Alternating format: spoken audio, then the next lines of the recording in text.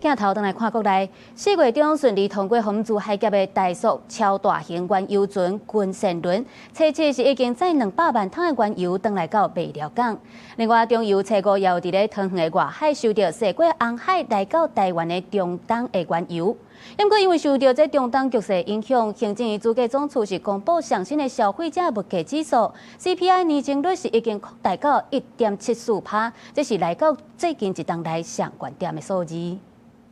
郵輪慢慢駛至貨運關賣寮港，因為港內還有其他船的社會暫時停在原地，等明仔進入。載200萬桶原油，大索海運沿海超大型原油輪軍艦輪，在7月正式交會。佫是中東戰爭甲即馬第一個為荷姆茲海峽登來台灣的超大型油輪，會提關大索化燃油產能。我們一個月大概就只有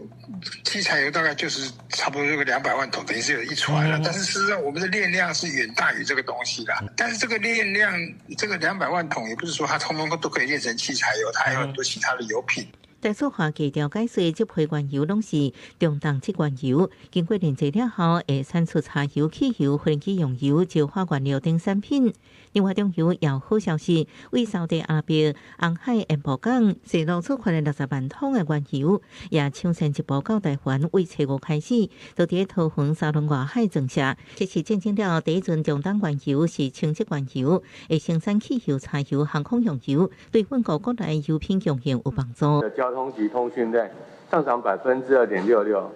那主要是因為國際油價仍然比較高。油料費上漲13.6%。油品狀況也看同不計，行政院主計總處統計，4月消費者物價指數 CPI 年增率 1.74%， 創近1年來新高。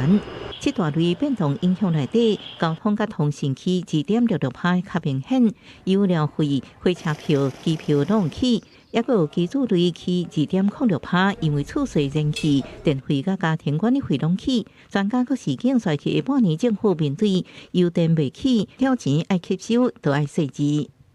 如果那個政府沒有辦法直接對台電做補貼的話，那當然台電為了要去處理它虧損的問題，就被迫要去漲電價了。好，那當然，如果發生這種情況的話，那我們的物價上漲的壓力就會變大。或者一回目前包含中油未起油價吸收的百億，在台灣經濟發展的帶動之下，目前政府能力吸收。不過，若戰爭時間夠久長，或者是個人事件無法度順利得到掛補，最後壓力看起來落在百姓身軀，帶來重重壓力。記者綜合報道。